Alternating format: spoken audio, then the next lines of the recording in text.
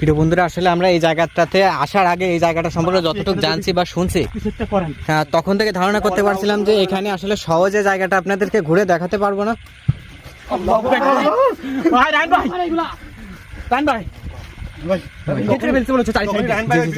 প্রিয় বন্ধুরা, আসলে এই জায়গাটা যে এই ভয়ঙ্কর হওয়ার কারণে এখানে যে মানুষজন আসতে না পারে তার জন্য যে এই রাস্তাটা বন্ধ করে রাখছে, আপনারা দেখলেই বুঝতে পারবেন। আসলে ওই পারে তো আমরা যাইতেই পারতেছি না।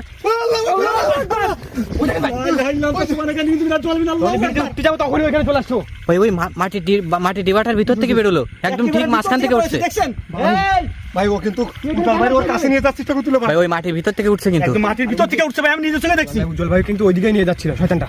জি জি জি জি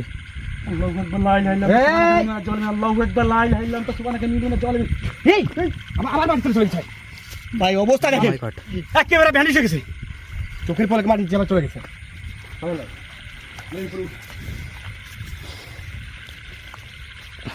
ওই দিক থেকে কিন্তু পুরো রাস্তাটা কাটা। জি ভাই, ওই দিক থেকে রাস্তাটা কেটে রাখছে যেন কোনোভাবে মানুষজন এই পোলের উপরে না উঠতে পারে।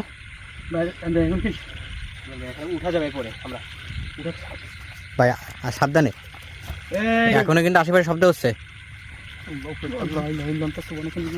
সালাম ভাই, সালাম, আস্তে করে উপরে ওঠে পারবো। এই যে প্রিয় বন্ধুরা, এই যে রাস্তাটা এখান থেকে কেটে রাখছে কিন্তু। ভাই আপনি একটা জিনিস লক্ষ্য করেন ভাই, এই ব্রিজের পরে ভাই কাছে সরে আসুন, ব্রিজের পরে উঠার পরে কেমন গা গরম হয়ে যাচ্ছে ভাই, আমার গা কিন্তু পুরো হিটে আসতেছে। জি জি জি নিচে কিছু আছে?